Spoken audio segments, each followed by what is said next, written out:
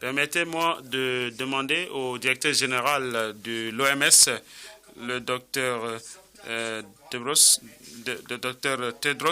de parler de la dimension de la croissance africaine.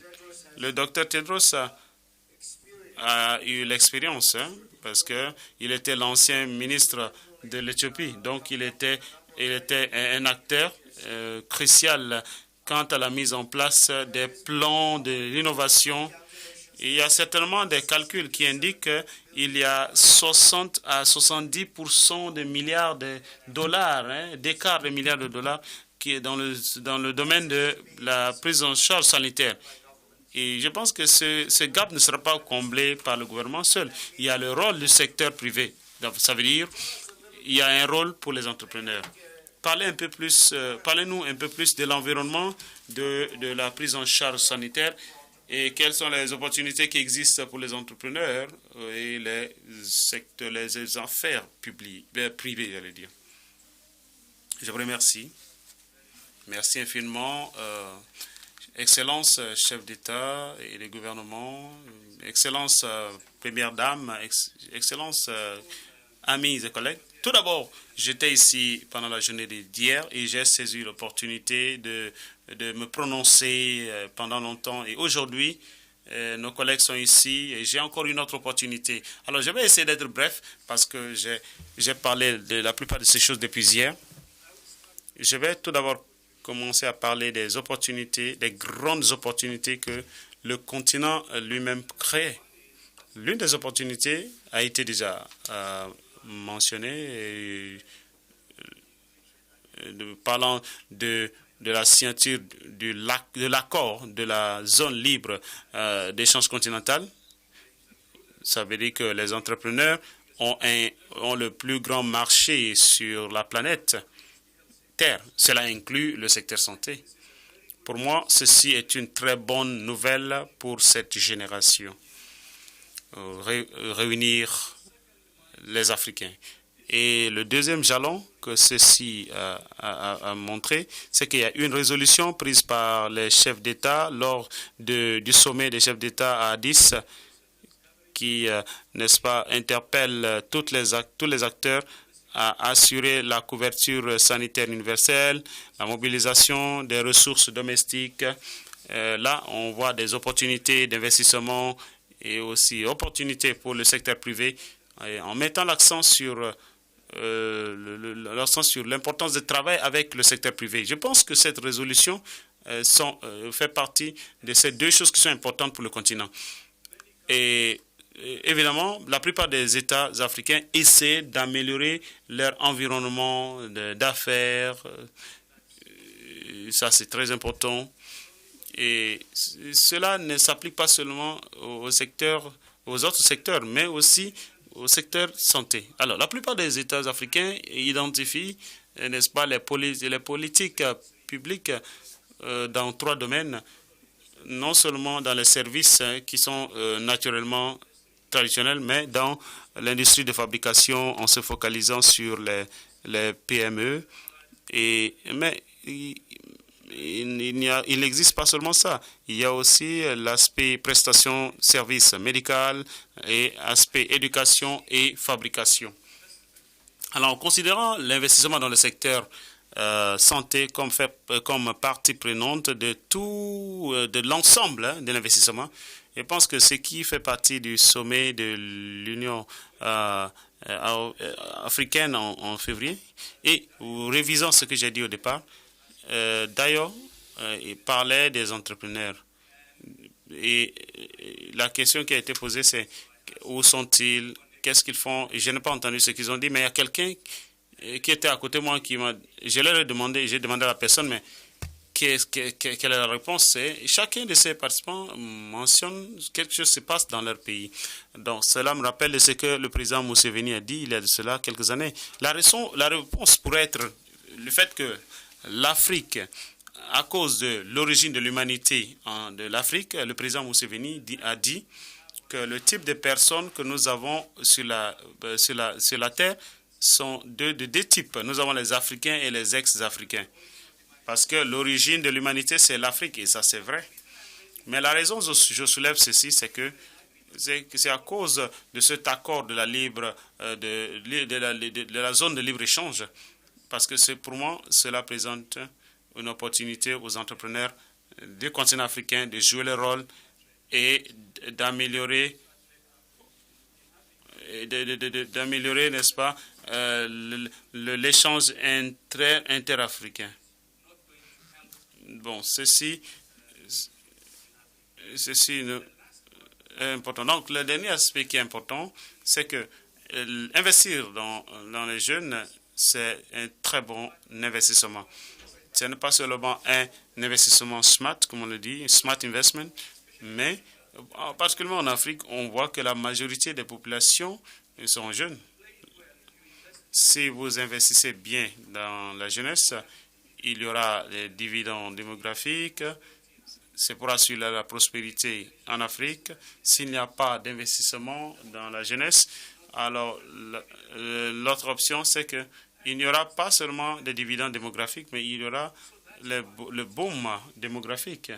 Donc, c'est pour dire que ce n'est pas les smart investments, comme on le dit, dans la jeunesse, mais c'est autant quelque chose de massif. On peut le faire pour la prospérité du continent. Mais si on ne le fait pas, alors il y aura des conséquences à cause du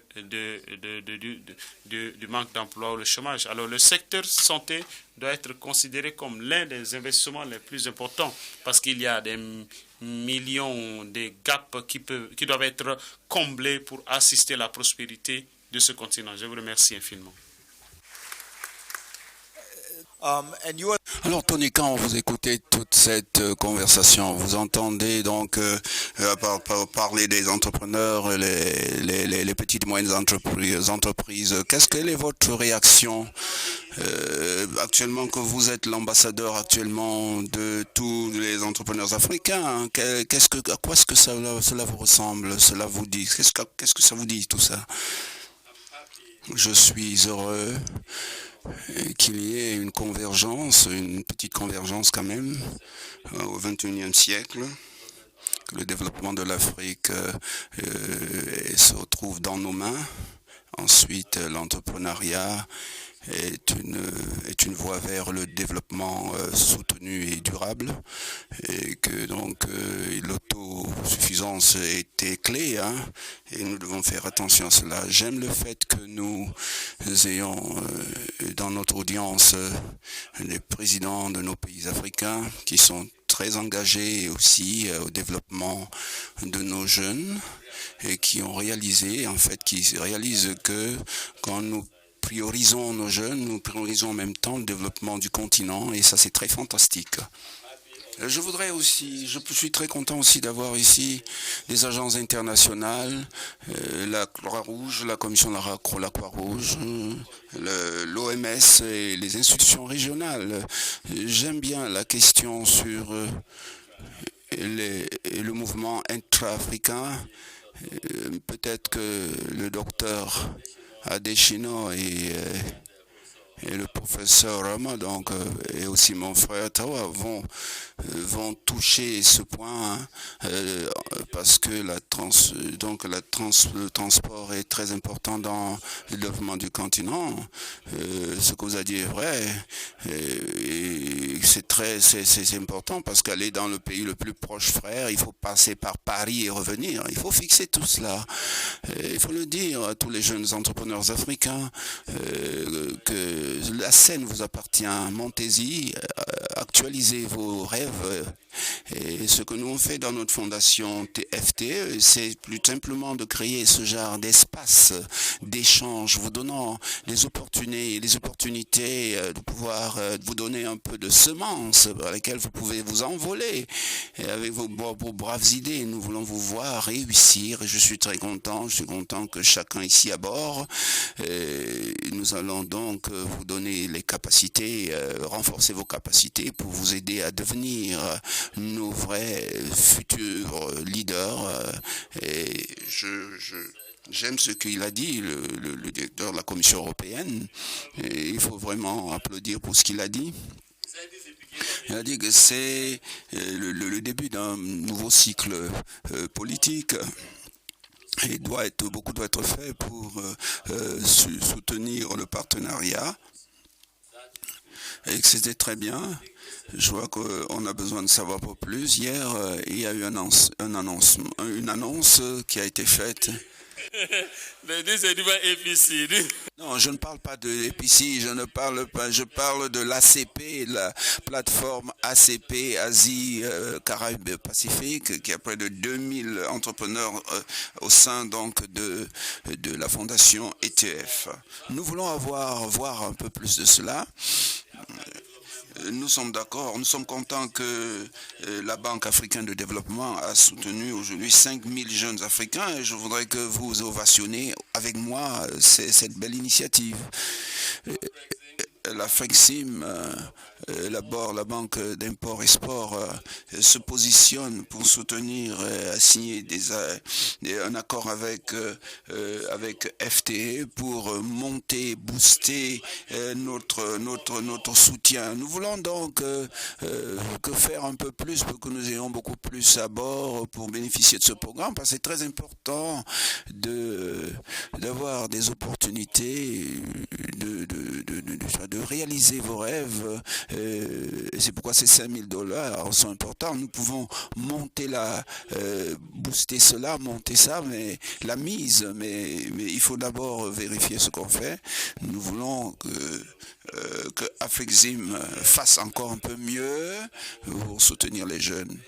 La Croix-Rouge fait très bien, c'est notre tout premier partenaire et nous avons 200 entrepreneurs de Niger Delta, du state de Niger Delta, qui, n'est-ce pas, sont aussi très actifs dans l'économie. Pour nous, c'est donc un changement de mentalité au niveau, donc je voudrais que les institutions de développement nationaux il faut une nouvelle mentalité, il faut soutenir, il faut aider les Africains à devenir autonomes, à s'autonomiser. Vous savez, la Croix-Rouge, on croyait que c'est tout simplement pour les crises sociales, mais actuellement, ils veulent aller au-delà de ça, de ce cliché-là. Il faut donc autonomiser les jeunes. J'aime ces nouvelles mentalités. Nous devons faire mieux que cela. Merci beaucoup. Merci. Et nous avons aussi M. Don qui est ici, donc qui est le directeur adjoint de la Commission européenne. Nous avons beaucoup d'annonces qui seront faites bien ultérieurement et nous voudrions donc travailler avec vous, avec d'autres institutions pour que nous puissions enlever les gens de la pauvreté. Je voudrais amplifier que il y a donc une certaine bénédiction qu'il y ait cette crise de migration pour que l'Europe commence à comprendre que ce qui se passe en Afrique ne reste pas seulement en Afrique, ça peut aussi se passer en Europe ou ailleurs. La pauvreté est une menace pour tout le monde. Et mieux nous serons ensemble et mieux il sera pour la prospérité, faire en sorte que nos jeunes soient engagés pour un monde parfait, un monde d'avenir. Nous sommes très optimistes de pouvoir faire de bonnes choses avec vous. Merci. Et mon frère, nous voudrons travailler ensemble, de miser plus haut avec AfriXim et DB et autres institutions africaines, travailler en synergie pour voir comment nous pouvons améliorer le mouvement intra-africain. L'un des problèmes de la lenteur des échanges commerciaux en Afrique, c'est un problème d'infrastructure, les routes et autres, 21e siècle. Il faut donc un espace où nous pourrons donc attirer les capitaux du monde en Afrique pour construire des infrastructures modernes en Afrique. C'est donc aussi un défi auquel nous devons tous relever. Merci pour votre soutien. Nous savons qu'un monde en bonne santé est un monde idéal pour la prospérité. Nous sommes contents que que l'OMS est ici, travaille avec nous, encourager les jeunes les jeunes qui vont dans le secteur de la santé, des opportunités de santé qu'ils utilisent aussi, qu'ils soient aussi importants pour arracher leur continent à la pauvreté, qu'ils travaillent dans ce sens. Je remercie les présidents pour votre soutien. Certains n'étaient pas encore arrivés quand M. Adesina a parlé. Nous avons beaucoup à faire pour amener en synergie l'Afrique, pour la sortir de la pauvreté. Merci. Henry Kissinger once said that those who Kissinger l'avait dit que ceux qui n'ont pas besoin d'introduction, c'est des gens justement qui en ont vraiment besoin. Je voudrais suivre le principe selon lequel les gens que nous avons ici en face de nous sont fameux, ils sont tous connus. On n'a pas besoin d'introduction, nous allons commencer tout droit parce que nous n'avons pas assez de temps. Vous les connaissez tous, ce sont des personnalités distinguées. Et ils ont accepté d'être ici, de répondre à nos questions. Premièrement, nous aurons une conversation entre nous. Ensuite, il y aura des questions des entrepreneurs qui seront posées, des entrepreneurs de la fondation Tony Elemilou. Nous prendrons les entrepreneurs de chaque pays pour qu'ils posent des questions à son président, qu'il les adresse à son président. Nous allons nous assurer que dans cette catégorie, que nous ayons un équilibre de genre et une égalité de questions entre les hommes et les femmes. Je regarde un peu avec enthousiasme le jour où nous aurons aussi un nombre égal de femmes présidentes et d'hommes présidents, c'est-à-dire 50%. Je commence avec M. Paul Kagame, président du Rwanda.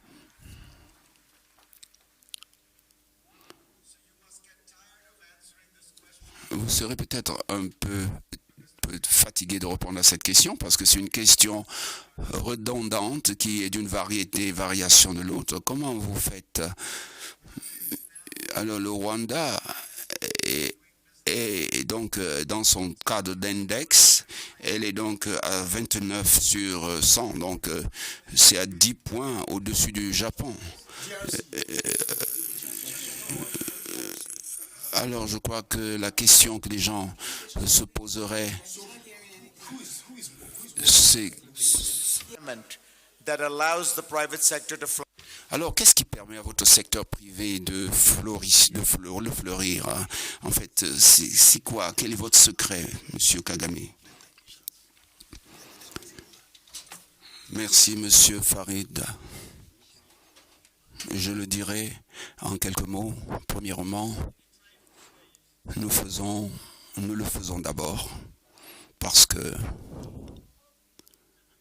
n'y a pas d'autre alternative.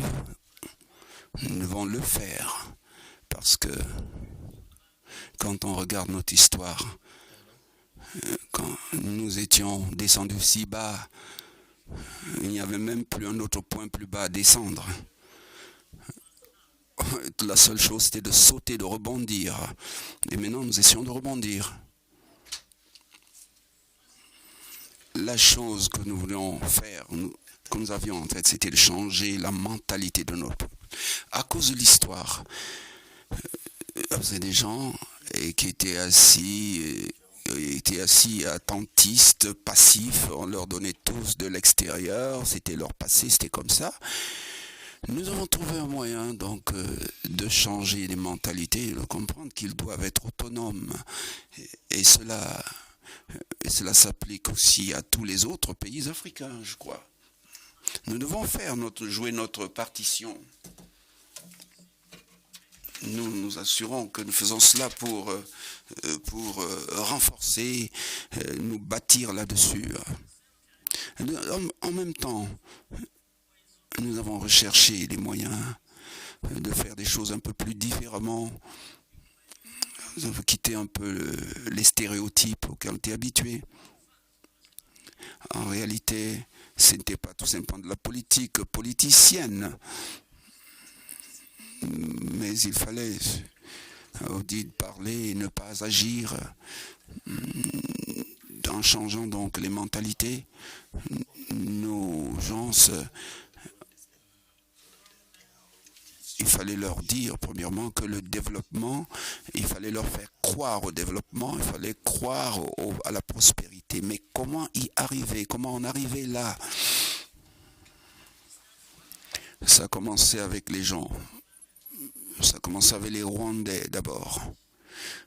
Qu'est-ce que nous avons fait? Comment avons-nous investi dans nos qualités, dans notre connaissance? Combien de temps prenons-nous pour faire bien ce que nous devons faire sans attendre que quelqu'un d'autre vienne le fasse pour nous?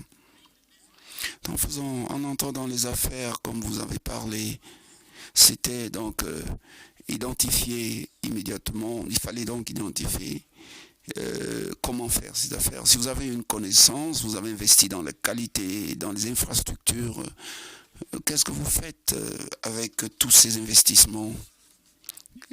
Alors ce qui suit donc, c'est faire les affaires, c'est l'entrepreneuriat, c'est la créativité, l'innovation que nous devons, qui est maintenant en jeu.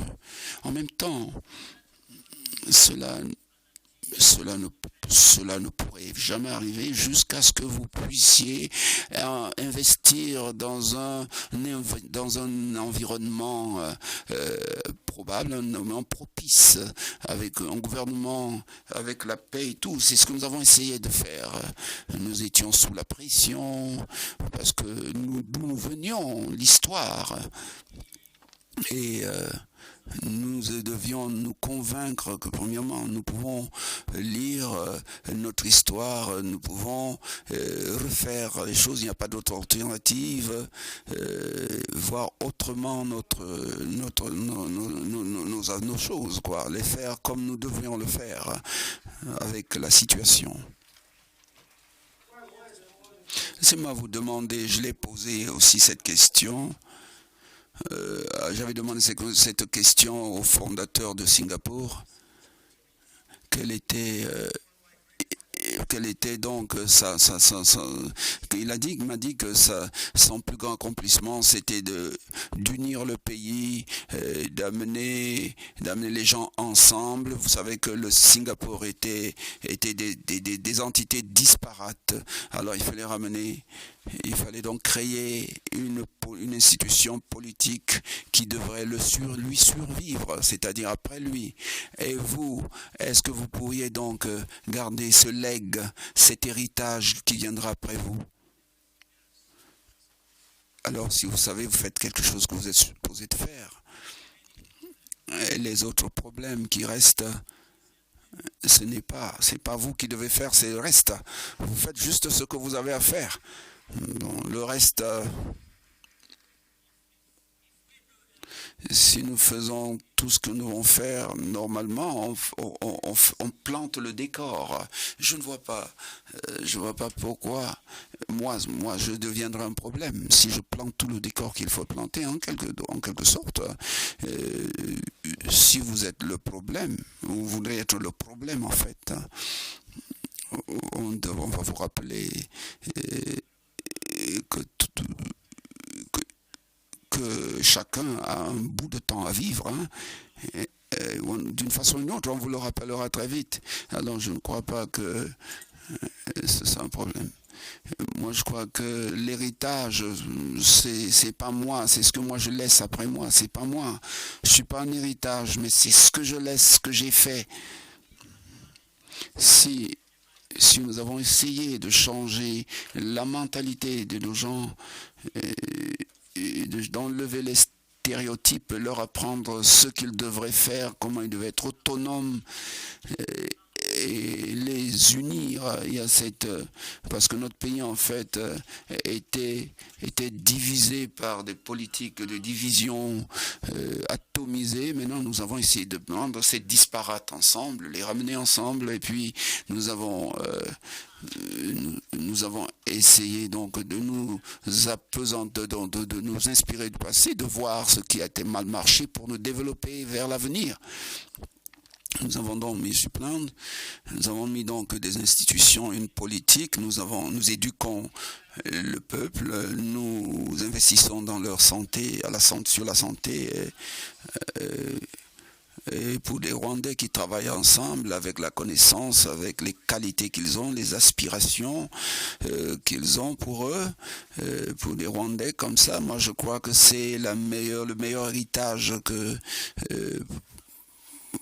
c'est une histoire qui n'est pas personnelle, c'est tout simplement un héritage que je peux laisser. Je demanderai à M. Macky Sall, le président Macky Sall du Sénégal, le Sénégal qui a une croissance de 6% et les investisseurs sont très excités. Quel est donc quels sont les obstacles que vous trouvez dans les réformes qu'il faudrait faire? Si c'était très facile, beaucoup de gens l'auraient fait, mais où est-ce que vous trouvez des problèmes quand vous avez pris cette route? Quels sont donc les défis auxquels vous faites face actuellement?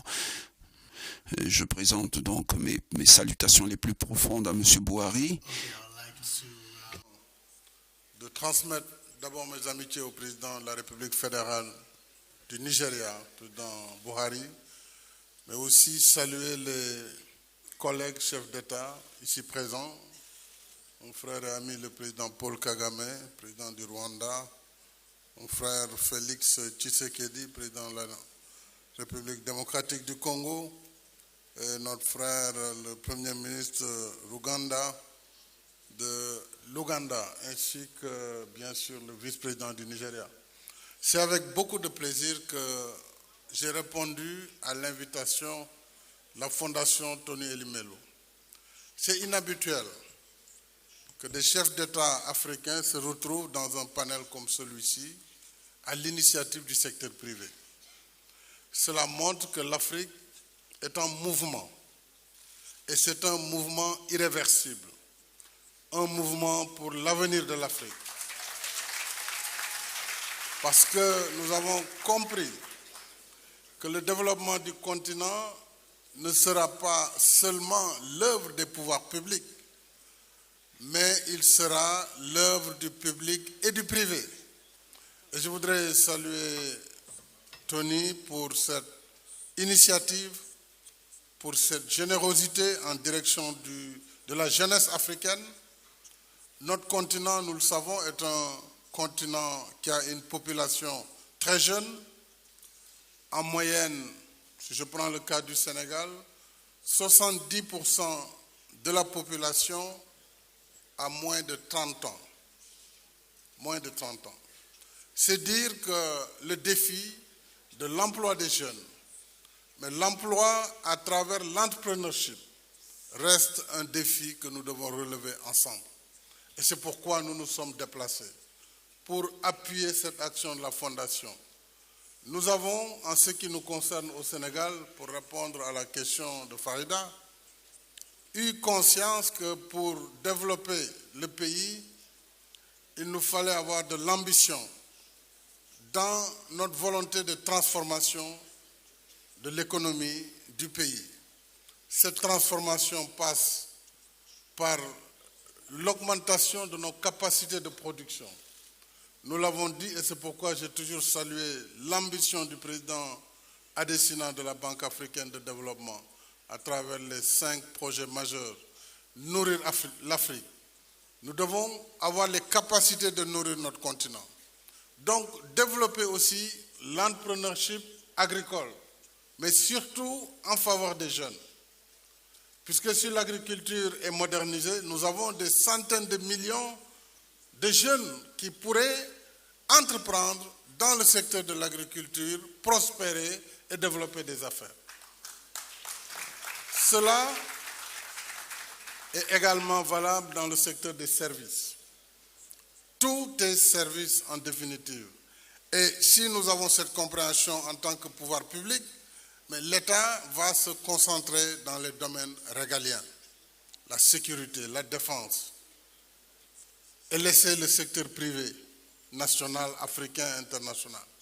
Et il est souhaitable que le secteur privé africain prenne toute sa place dans le développement de l'Afrique. Voilà pourquoi je pense que l'un des freins de l'investissement privé reste encore la mauvaise perception que les hommes d'affaires et le secteur privé a de l'Afrique. Surtout là, il s'agit du secteur privé international. La perception du risque est exagérée. L'Afrique n'est pas plus risquée que l'Europe du Sud ou d'autres endroits du monde. Les Africains payent leurs dettes à date issue. Il n'y a pas plus de risques dans nos capitales qu'ailleurs. Donc cette perception exagérée du risque qui fait que nos investissements sont financés de manière beaucoup plus chère ralentit le développement de l'investissement privé en Afrique et donc ralentit l'emploi en Afrique. Il y a une part qui incombe au pouvoir public, c'est de faire en sorte, comme l'a dit le président Kagame, que en ce qui nous concerne, nous fassions un effort dans la gestion publique, que nous assainissions l'environnement des affaires, en luttant farouchement contre la corruption, en mettant en œuvre des réformes dans le climat, dans l'environnement des affaires, afin qu'investir ne soit pas, n'est-ce pas, assez risqué pour celui qui vient mettre ses ressources dans un pays. Cela incombe au pouvoir public. Nous y travaillons, en tout cas au Sénégal et dans la plupart des pays africains. Aujourd'hui, nous avons mis en place des tribunaux du commerce. Nous avons fait en sorte également de faire de la dématérialisation, des procédures pour ce qui concerne la création d'emplois, le paiement des taxes en ligne et beaucoup d'autres réformes de seconde génération vont être mises en œuvre dans ce dernier semestre de l'année 2019 pour que notre score dans le doing business, qui est déjà appréciable, le soit davantage, que davantage nous luttions contre les lenteurs indues qui en fait sont les sources de la corruption, mais que investir au Sénégal ou investir en Afrique soit quelque chose que tout le monde pourrait faire. Le dernier point que je voudrais évoquer, ce sont les ressources humaines. L'Afrique, nous le savons, a une population très jeune et c'est un atout si nous formons cette population. Mais il faut lui donner les moyens de la formation, les moyens de l'entrepreneurship. C'est pourquoi ce forum vient à point nommé et nous-mêmes, nous avons décidé d'accompagner les efforts de la Fondation au Sénégal avec une délégation à l'entrepreneuriat rapide que j'ai mise en place en faveur des jeunes et des femmes. Et cette délégation apportera, chaque fois que la Fondation sélectionnera un jeune Sénégalais et lui remettra $5 000, nous mettrons également $5 000 pour accompagner l'action de ces jeunes. Alors, pour terminer donc, l'avenir de l'Afrique et la richesse de l'Afrique, c'est d'abord ces ressources humaines et nous devons tout faire pour former cette jeunesse, mais surtout la former dans l'entrepreneuriat. Et c'est là où nous pourrons régler la question de l'emploi et la question du développement du continent. Je vous remercie.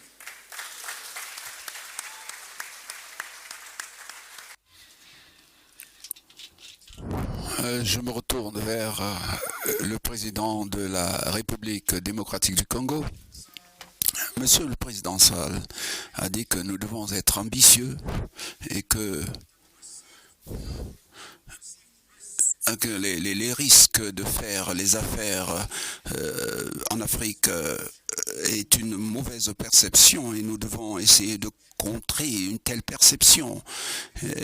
Il existe encore une perception et d'après la réalité de la corruption en Afrique. C'est une réalité dans les gouvernements africains et je vais être très très honnête avec vous parce que quand les gens parlent de l'Afrique en fait à partir selon la vision européenne, il n'y a pas, on parle pas trop de bien, il y a toujours instabilité, et on parle de guerre civile, de corruption, et il y a donc un sens de risque à travers la politique, la corruption politique. Qu'est-ce que vous dites, ce que vous en dites à propos de cette corruption politique dans les gouvernements africains ou en Afrique?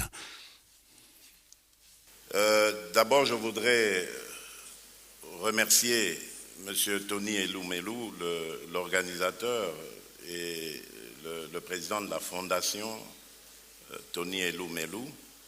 Je voudrais remercier tous les participants à ce forum, saluer mes homologues ici présents et saluer le président du pays hôte qui n'est malheureusement pas parmi nous, mais à qui j'envoie toutes mes salutations fraternelles. Je loue vraiment cette initiative et d'ores et déjà à mes homologues et aux organisateurs, à Tony particulièrement, je voudrais aussi lui lancer l'invitation pour une initiative similaire qui, depuis quelques années maintenant, a lieu dans mon pays. Il s'agit du forum qu'on appelle Makutanu. C'est dans notre langue nationale, mais en français, ça veut dire rencontre.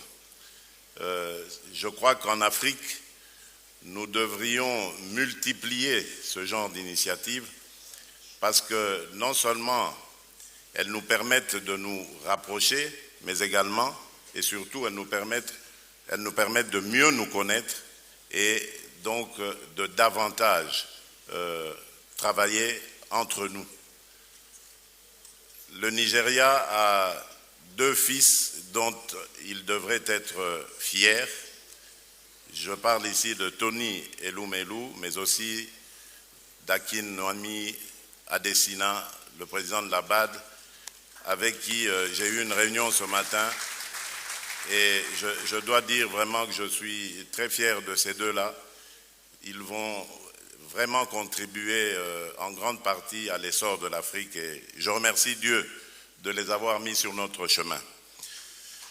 Alors, pour en venir finalement à la question, je dirais qu'effectivement, l'un des fléaux en Afrique, c'est la corruption. La corruption a contribué énormément au fait que l'Afrique n'a pas avancé.